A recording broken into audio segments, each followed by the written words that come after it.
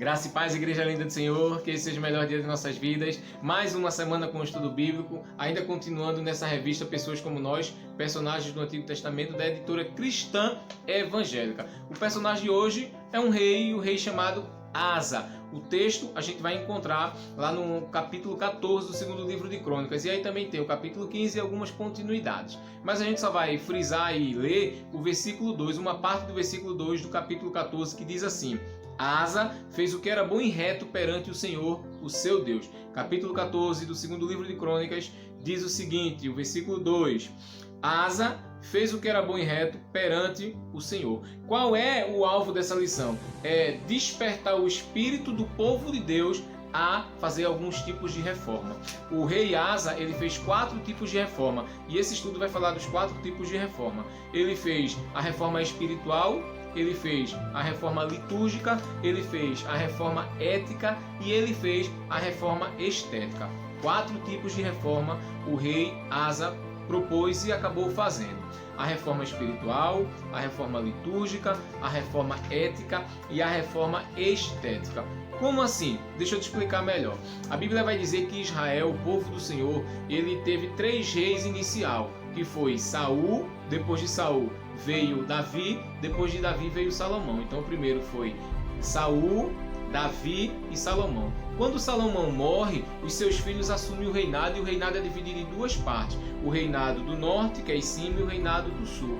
E Asa foi um desses reis, ele foi rei de Judá. A Bíblia vai dizer que antes dele, o rei que tinha assumido, o seu pai que tinha assumido, ele viveu de perversão, de destruição, de imoralidade, de pecado. Eu estou fazendo um pequeno resumo para não entrar em muitos detalhes, já que a gente vai falar de Asa.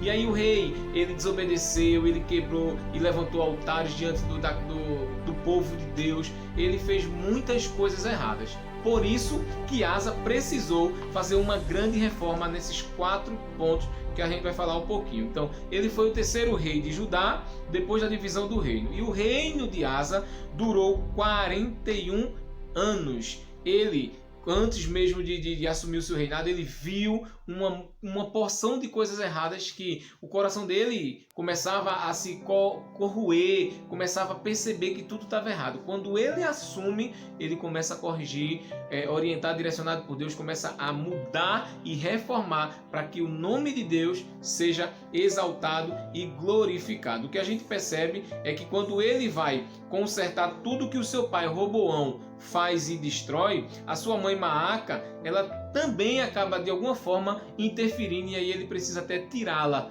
do meio daquela situação. Bom, a primeira coisa que a gente precisa entender é que ele se encontrava em uma coisa desfavorável, um lugar, um ambiente de pessoas que estavam praticando o mal, que estavam sendo induzidas ao mal pelo antigo rei, o rei Roboão. E ele precisava quebrar isso do coração das pessoas. Ele precisava fazer o que é certo, e muitos que já estavam envolvidos tinham que entender que como rei era preciso e que tinham que respeitar, por mais que muitos já estavam envolvidos com o pecado.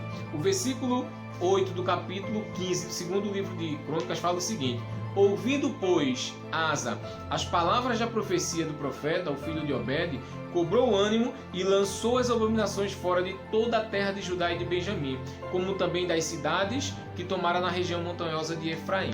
O primeiro tipo de reforma que ele faz é a reforma espiritual. Ele pega todas as abominações, todas as coisas que estavam sendo praticadas dentro da casa do Senhor e destrói. Ele começa a reerguer de forma política e de forma espiritual a presença de Deus para o povo de Israel. Quando ele assume o reinado, quando ele se coloca a estar no reinado, a primeira atitude dele é: vamos pegar o que as profecias dizem, vamos pegar o que a palavra do Senhor diz e vamos restaurar a parte espiritual. O texto está dizendo, versículo 8 do capítulo 15, diz que ele joga fora todas as abominações que estavam na terra de Judá, de Benjamim, nas regiões montanhosas de Efraim, e começa a se colocar e começa a colocar a presença de Deus novamente dentro do povo. Queridos, qual é a lição que a gente pode entender sobre isso? Às vezes a gente está envolvido em meio a pecados, na empresa, às vezes dentro de casa com parentes que não são cristãos, no meio da nossa sociedade, na vizinhança, e nós precisamos quebrar, não essas pessoas, óbvio, mas quebrar esse mal, esses maus exemplos que vêm sobre as nossas vidas e perceber que temos que atrair a presença de Deus para as nossas vidas. Foi o que ele fez. Quando ele assume o reinado, ele percebe que tem que atrair a presença de Deus para dentro do reinado, tirar tudo que é abominação, tudo que é pecado, para que Deus possa reinar. Então é a primeira coisa que ele faz. Vamos reformar a parte espiritual. E aí uma aplicação que a gente pode tirar dessa reforma espiritual é o seguinte: que tal nós começarmos a nossa reforma espiritual dentro da nossa família? Comece lançando aquele pecado ou aquela coisa que deixa Deus triste, chateado. Talvez algo que seja secreto, talvez algo que ainda precise ser confessado. Peça perdão, mude, corrija. Deus, ele vai nos perdoar. Corrija, que eu corrija, que nós possamos tirar tudo que desagrada o coração de Deus e fazer uma reforma espiritual na nossa vida. Às vezes as pessoas não conseguem orar. Às vezes as pessoas não conseguem ler a Bíblia. Diz que está cansado, que está chato, que é difícil. Dê o primeiro passo. Leia um versículo hoje, leia outro versículo amanhã, aos pouquinhos. Daqui a pouco você vai estar lendo capítulos e mais capítulos. E quando perceber, já vai estar lendo a Bíblia e sentindo prazer. Comece a orar poucos segundos. Não precisa passar 1 hora, 2 horas hoje não. Mas vai fazendo aos poucos. É assim que a gente vai reformando a nossa vida espiritual, fazendo aos poucos. Ele aqui quebra tudo, joga as coisas erradas e começa a fazer algo que é certo. Então ele faz uma reforma espiritual. O segundo tipo de reforma, ainda no versículo 8, diz o seguinte, do capítulo 15: e renovou o altar do Senhor que estava diante do pórtico do Senhor. Ele reergue o altar do Senhor para que possa ser oferecido a adoração e sacrifícios ao Senhor. Isso é uma reforma litúrgica, isso é uma reforma que a gente pode dizer de cronograma, de programação, de fazer algo que seja correto. Quando ele vê que o altar do Senhor estava abominado, quando ele vê que as pessoas estavam fazendo ofertas e coisas erradas, ele destrói tudo, ele quebra tudo, mas ele reforma o altar para que o altar possa ser, mais uma vez, em consagração ao Senhor. É a nossa vida. A gente precisa fazer da nossa vida um altar de adoração, um altar para se colocar na presença do Senhor. Nós precisamos reformar aquele momento de intimidade, aquele momento da gente chorar na presença do Senhor, aquele momento da gente se colocar diante dele clamando e pedindo.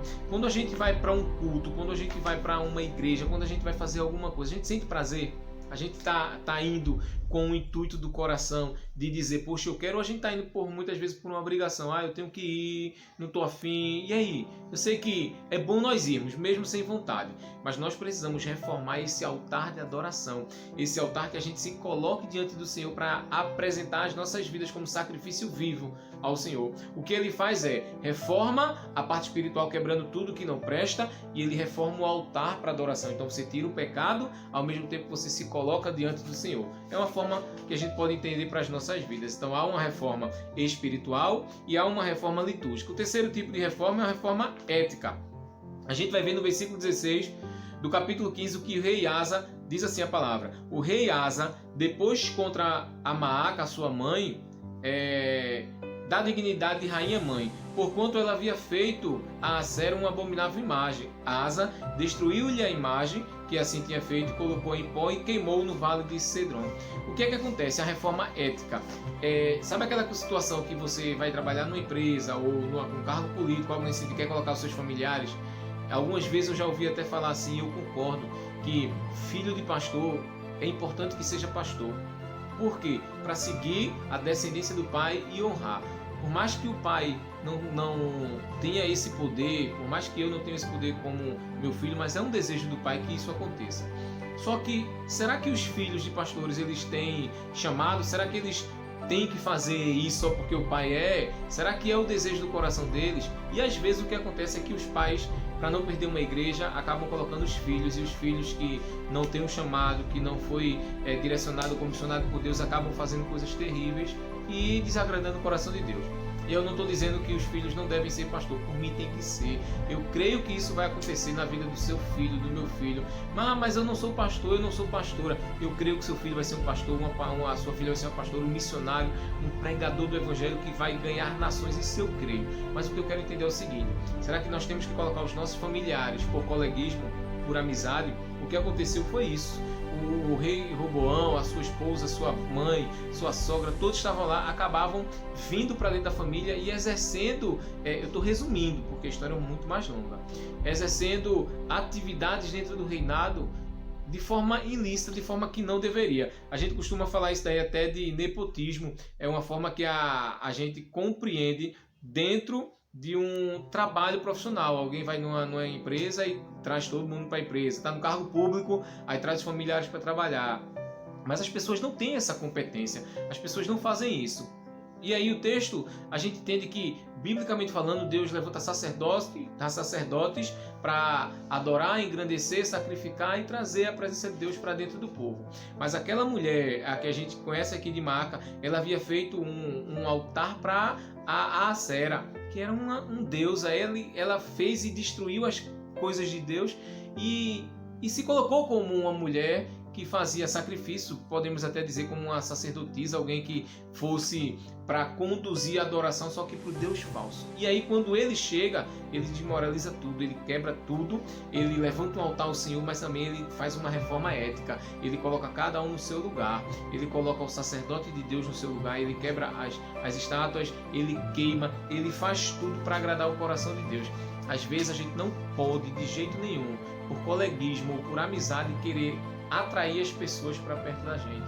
Isso quando se fala de ministério, isso quando se fala de grupos dentro da igreja, quando se fala de algo no trabalho. É bom a gente entender que a pessoa precisa ter o chamado, precisa ter o talento, a pessoa precisa buscar aquilo, ao invés de usarmos apenas de coleguismo. Então ele faz uma reforma ética.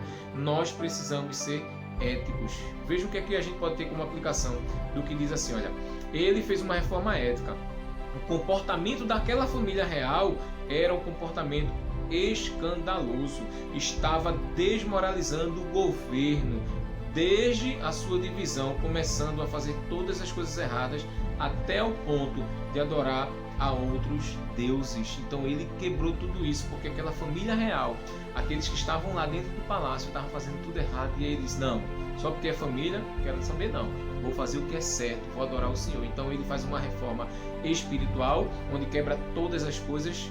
Ele faz uma reforma no altar, onde ele estabelece a adoração ao Senhor, e ele faz uma reforma ética, onde ele coloca cada um no seu quadrado, onde ele coloca cada um para adorar o Senhor de forma certa dentro do palácio. Não importa quem é quem, não importa se é parente, não importa se é amigo, não importa se é conhecido, o que ele quer é que tenham pessoas comprometidas com o Senhor. E por fim ele faz uma reforma estética. O texto vai dizer em 2 Crônicas 15:18 o seguinte: trouxe à casa de Deus as coisas consagradas por seu pai e as coisas que ele mesmo consagrara, prata, ouro, objetos de utilidade. O rei levou as suas reformas até mesmo para dentro do templo do Senhor. Ele cuidou de tudo, devolvendo à casa do Senhor os objetos que foram preparados e consagrados para o ornamento do santuário. O que foi que ele fez? Ele chegou na casa do Senhor, no templo do Senhor, e cuidou e colocou tudo novamente para que pudesse ficar lindo a casa de Deus. Uma vez eu fui a uma igreja e quando eu chego lá, que eu vou beber água no bebedouro, eu olho para cima, tá cheio de teia de aranha. Eu disse, poxa, essa igreja deve ter alguém que limpa a igreja e tá cheio de teia de aranhas. Que coisa mais feia. Na hora o Espírito Santo disse, a igreja é meu templo, por que você mesmo não limpa? Será que tem que ter alguém para fazer isso? Há muito tempo atrás eu fiquei muito impactado com aquilo, porque eu achava que o cuidar do templo era de alguém que tinha responsabilidade, alguém que era assalariado, alguém que tinha uma função. E na verdade o templo do Senhor é dever meu, e é assim que a Bíblia nos trata, como mordomos. É dever meu cuidar da casa do Senhor e não esperar que outros cuidem. E aí eu fui, naquela hora limpei. Claro, depois que Deus falou comigo diretamente, eu aprendi que a casa do Senhor nós temos que dar o nosso melhor. Então ele reforma a questão do templo de forma estética, faz com que ele fique muito mais limpo. Então o que a gente entende com este rei chamado de Asa? Que ele faz reformas. Nós precisamos fazer reformas em nossa vida, na nossa vizinhança, no nosso trabalho, na nossa escola, na sua faculdade, em todos os ambientes que a gente possa estar. Então nós precisamos fazer as coisas certas para Deus, por mais que antes alguém tenha feito coisas erradas, como foram os seus parentes. Não aprendamos com Asa que precisamos fazer grandes reformas de nossas vidas. Amém? Que Deus te abençoe poderosamente.